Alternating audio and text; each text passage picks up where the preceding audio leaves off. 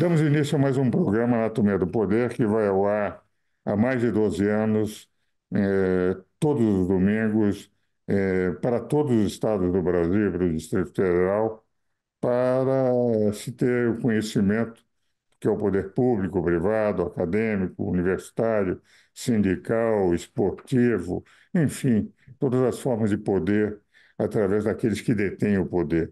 Por isso o programa chama-se Anatomia do Poder. Hoje tenho o privilégio de um querido amigo, um dos grandes senadores da República, o senador Ângelo Coronel, da Bahia, e vamos tratar logo no primeiro bloco de um dos pontos em que ele é relator do projeto no Senado e que é importante, que é a regulamentação dos jogos e a tributação sobre os jogos. Por essa razão, meu caro o senador Ângelo Coronel, em primeiro lugar, muito obrigado por estar no meu programa. Em segundo lugar, já lhe passo a palavra para falar sobre essa diretoria. Obrigado, doutor Ives. Um prazer sempre encontrá-lo para trocarmos ideia. Eu sempre digo que Ives Gandra Martins é um eterno professor e quem conversa com ele só faz aumentar os seus conhecimentos. Isso para mim é um privilégio estar aqui nessas câmaras falando aí para o Brasil e de um tema polêmico, que é a legalização de jogos no Brasil. É uma coisa que há um conceito que leva os jogos para a prostituição. E eu sempre digo, das 20 maiores potências do mundo, 17 têm os jogos legalizados, só três ainda não tinham os jogos legalizados, que era a Indonésia, a Arábia Saudita e o Brasil.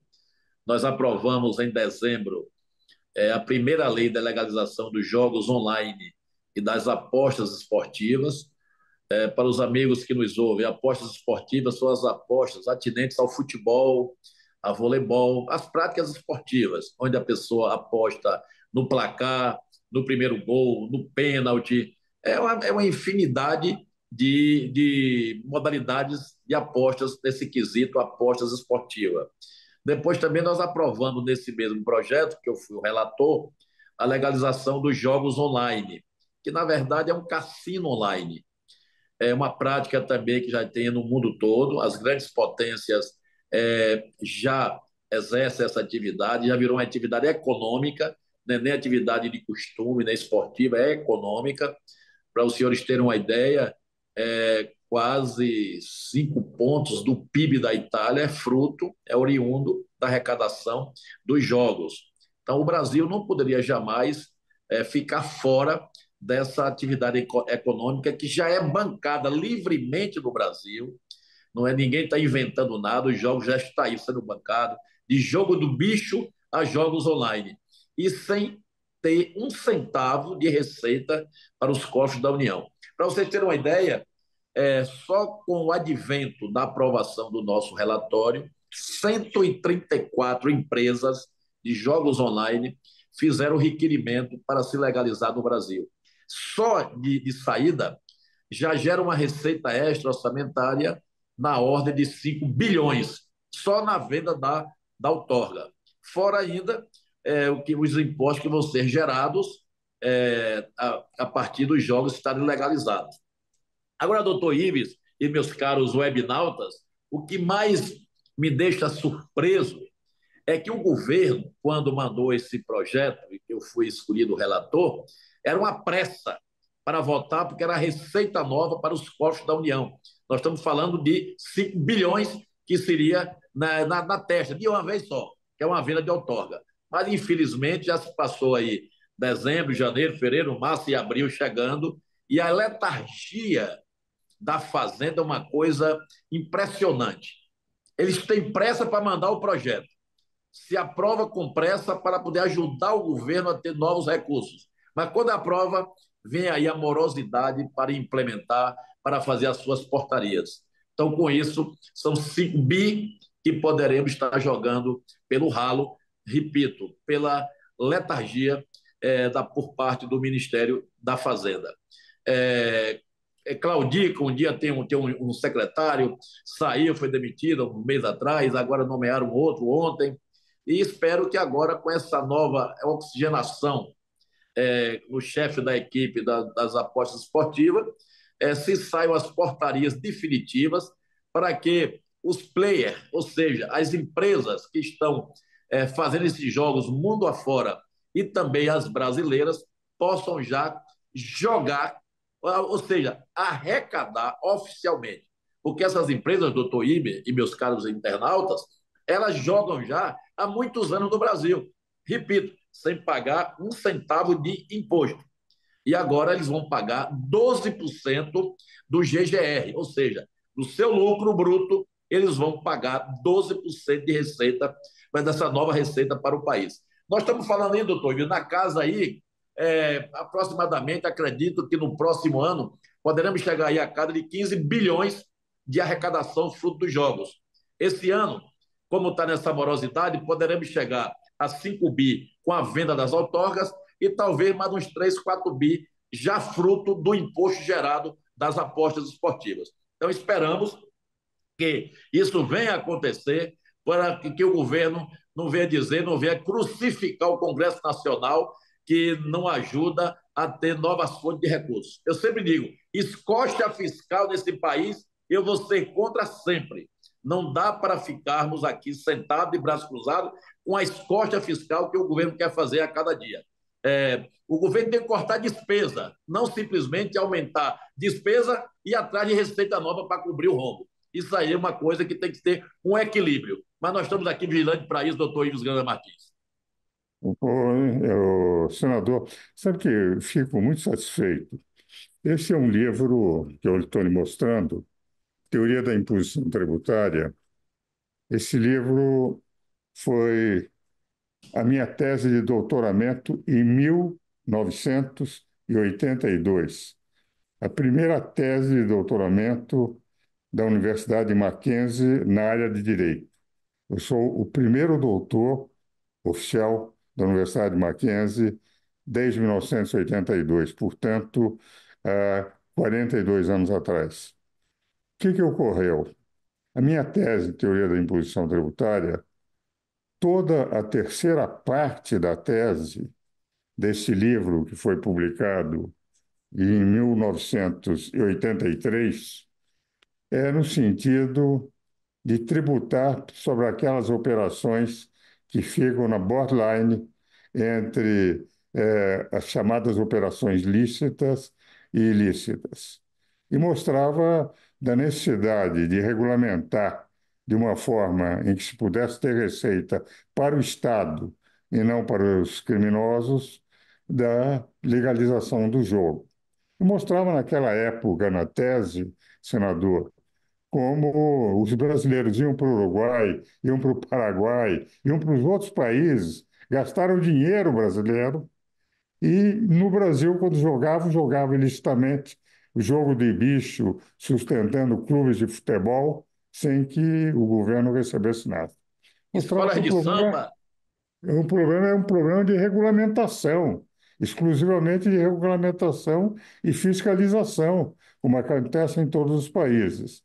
Então, eu fico satisfeito que 42 anos depois, a minha tese de doutoramento, que foi aprovada com distinção na Universidade Mackenzie, com que eu terminei a minha carreira, porque daí fui para professor titular e professor emérito na instituição.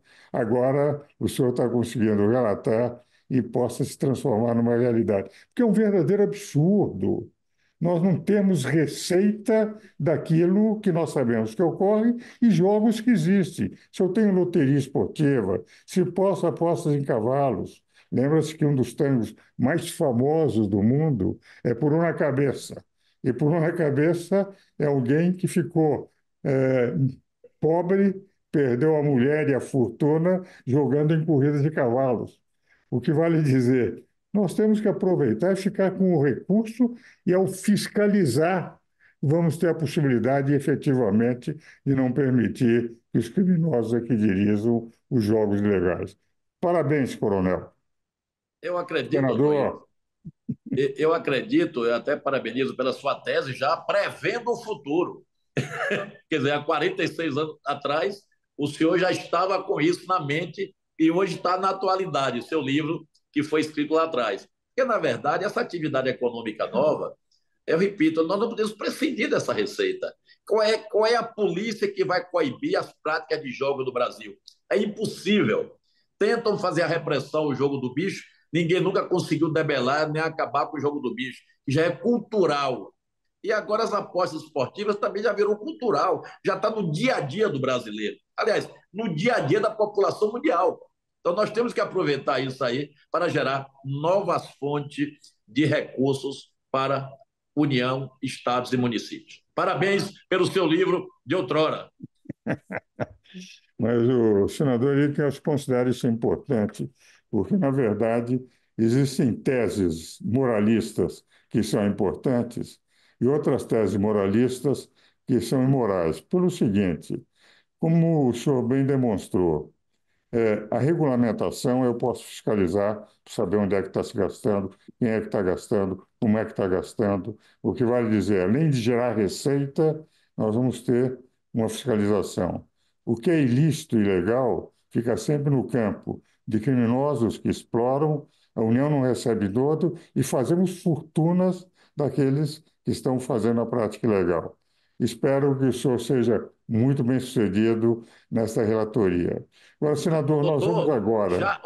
já foi relatado, já foi aprovado, meu relatório não teve nenhuma mudança, o governo sancionou já, ele teve um veto que nós vamos derrubar o veto para reduzir o imposto de renda daqueles que são apostadores no Brasil. Muito bom, excelente, meus parabéns, senador.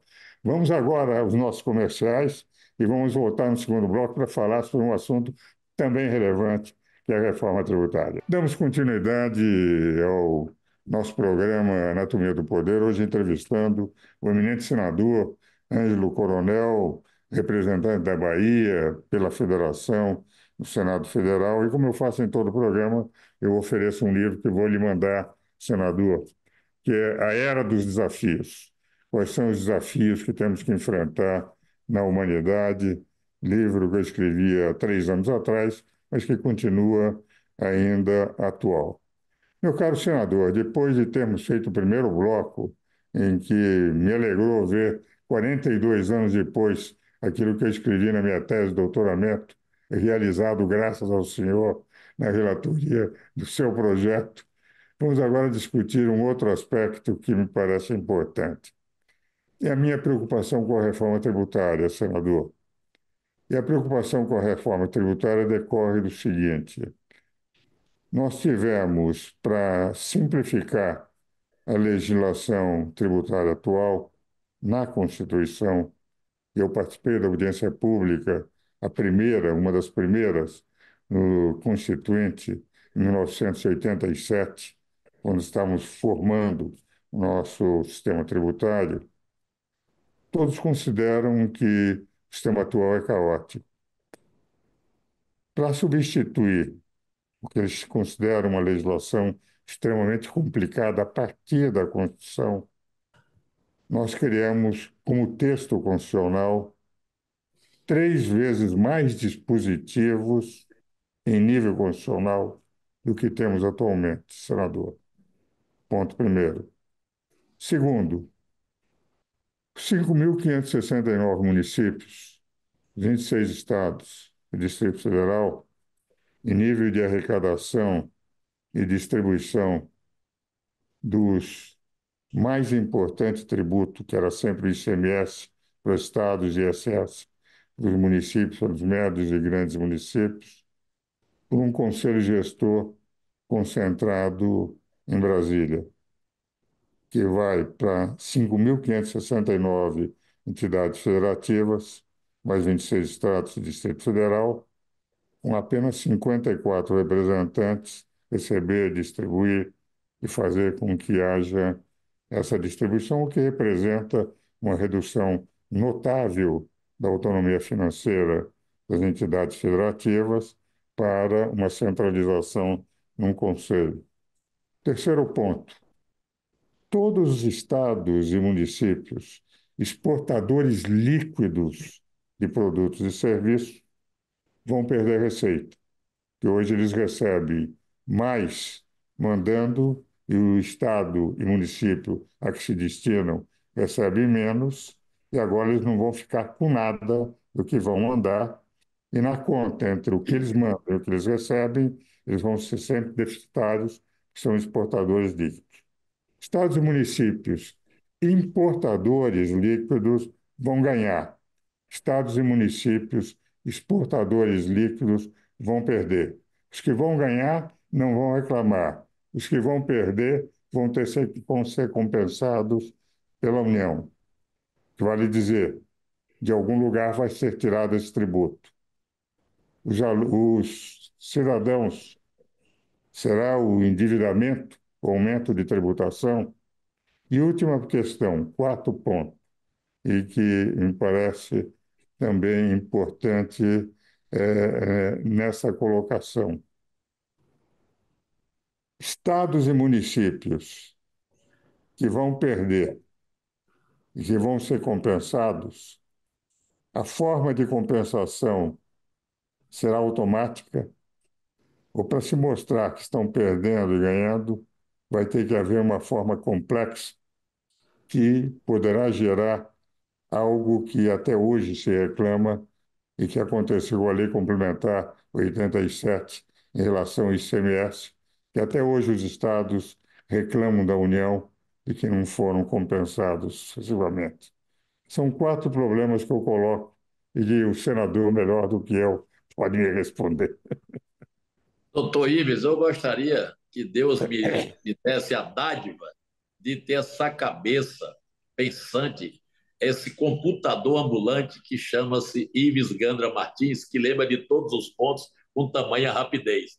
Mas a gente está exercitando os neurônios para chegar lá. Olha, essa reforma tributária, eu falo agora como político e também um pouco como empresário. Eu votei favorável por a questão partidária, mas é uma reforma para mim que ela não vai significar muito para o país, na minha ótica. O setor de serviço é um setor que vai ter muito prejuízo, ninguém sabe o que é que vai acontecer com o setor de serviço no Brasil. Nós temos a situação, por exemplo, eu vou dar aqui um exemplo do Nordeste do Brasil.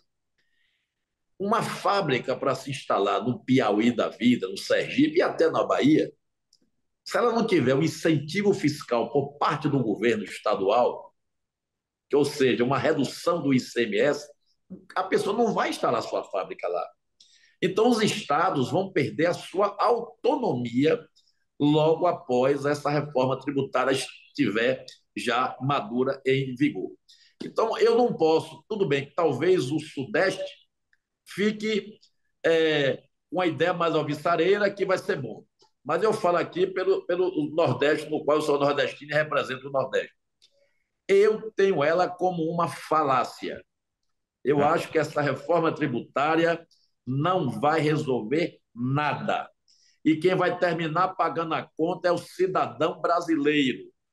Porque na hora H, doutor Ives, meus caros internautas, que uma empresa tem que subir o seu imposto, ela vai repassar.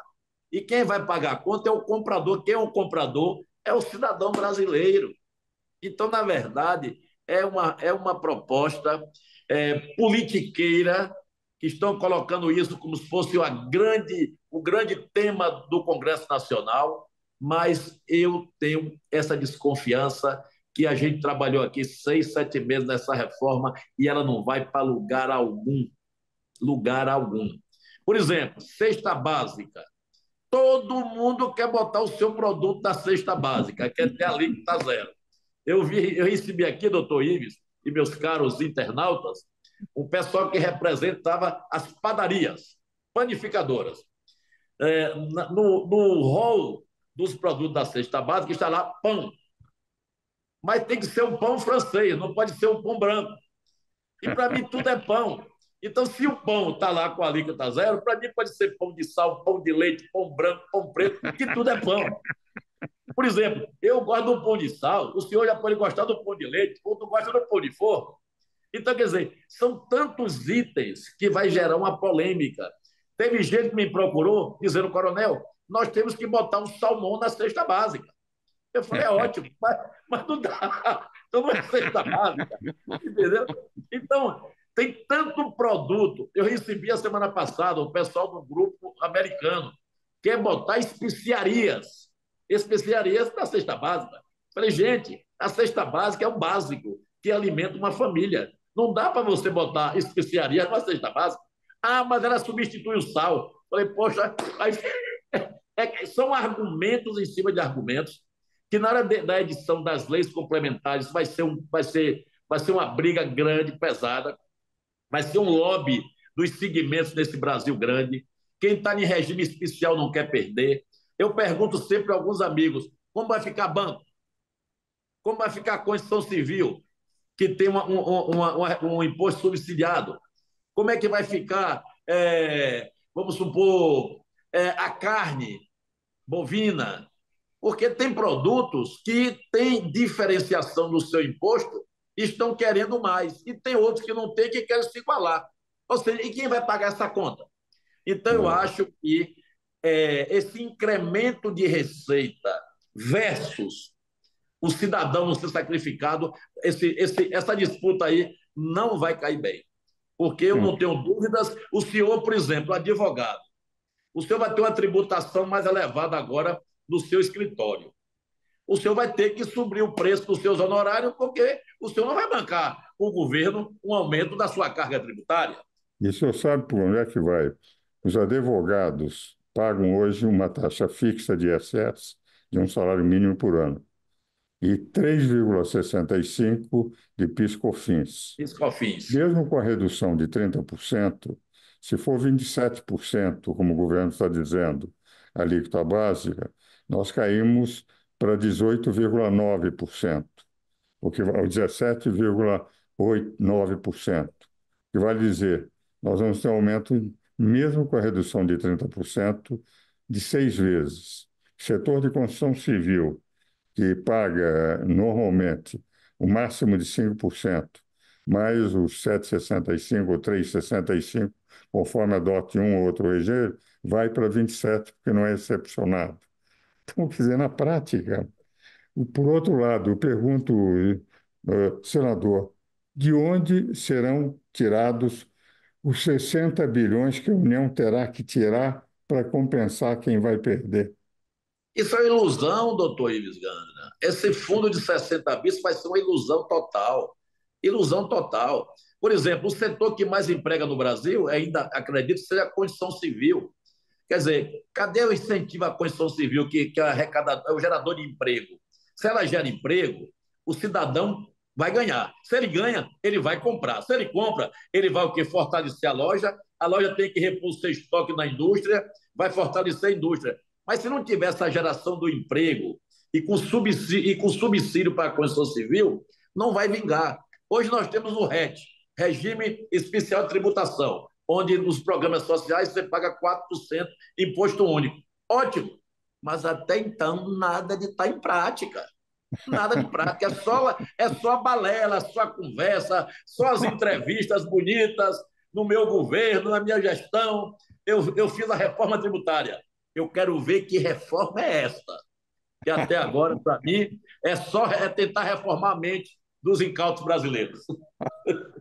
Meu caro senador, muito obrigado pela sua presença no meu programa. Foi uma alegria muito grande. O senhor sabe a admiração que eu tenho pelo amigo e o privilégio de ser seu amigo, que é outra grande vantagem da amizade que tenho de ter um amigo do nível do senador Ângelo Coronel. Agradeço muito a sua presença no meu programa e aos meus telespectadores. Eu espero novamente no próximo domingo.